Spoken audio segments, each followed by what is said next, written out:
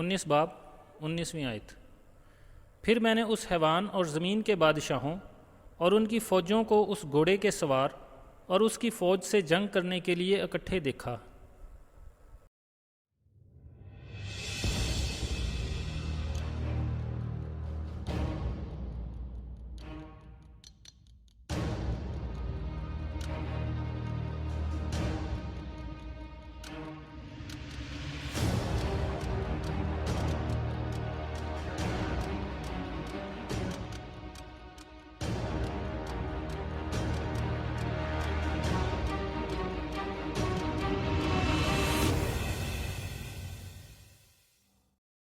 یوحنا رسول نے خدا کی ضیافت کا اعلان سنا اور پھر اس کی توجہ میدان جنگ کی طرف کھینچی گئی جہاں حیوان اور زمین کے بادشاہوں کی فوجیں جمع تھیں۔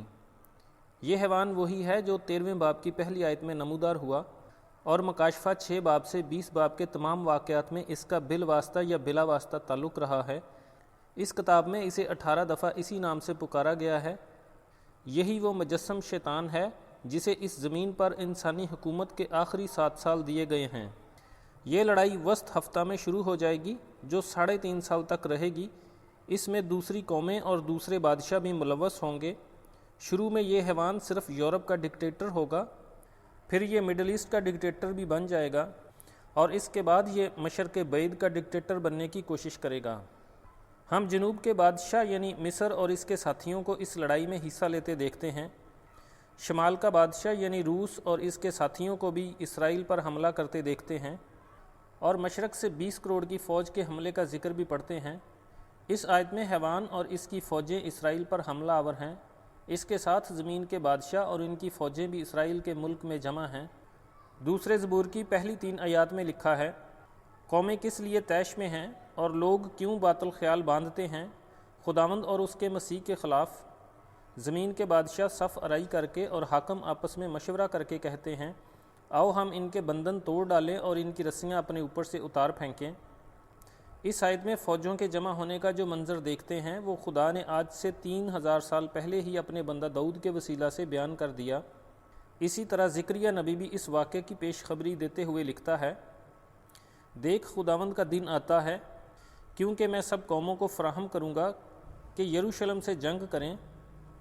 میں اس روز یروشلم کو سب قوموں کے لیے ایک بھاری پتھر بنا دوں گا اور جو اسے اٹھائیں گے سب گائل ہوں گے اور دنیا کی سب قومیں اس کے مقابل جمع ہوں گی۔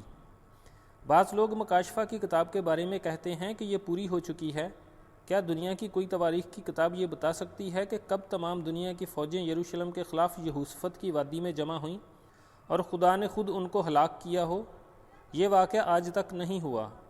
یہ لڑائی اور یہ الہی مداخلت ابھی مستقبل کا منظر ہے۔ بے شک یہوشفت کی وادی، یزریل کی وادی اور ہرمجدون کی وادی گزشتہ زمانوں میں میدان جنگ بنتی رہیں، لیکن اس وقت ایک قوم دوسری کے خلاف یا ایک بادشاہ دوسرے بادشاہ کے خلاف لڑائی کرتے تھے۔ اب دنیا کی ساری قومیں اسرائیل کے خلاف اور بالآخر سفید گھوڑے والے کے خلاف جمع ہوں گی۔ بائبل میں ذکر ہے کہ سسیرا اور برق کی لڑائی اسی وادی میں ہوئی، جدعون اور مدیانیوں کی جنگ اسی جگہ ہوئی، ساؤل اور فلسطینیوں کی جنگ اسی میدان میں ہوئی، ایلیا نبی کا مقابلہ بل کے نبیوں سے اسی میدان میں ہوا، اخزیہ بادشاہ اسی جگہ مارا گیا، اسی طرح یوسیہ بادشاہ اور مصر کے فرعون کی لڑائی بھی اسی جگہ ہوئی۔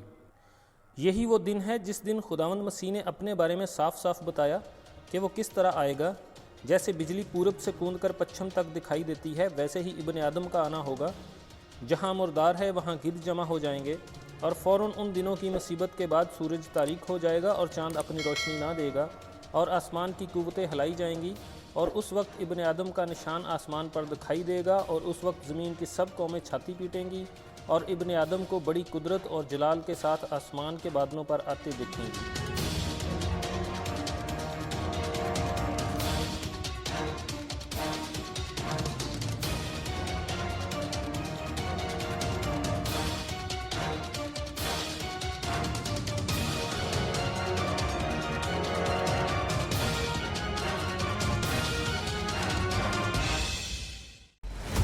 پھر اس نے مجھ سے کہا، اس کتاب کی نبوت کی باتوں کو پوشیدہ نہ رکھ، کیونکہ وقت نزدیک ہے۔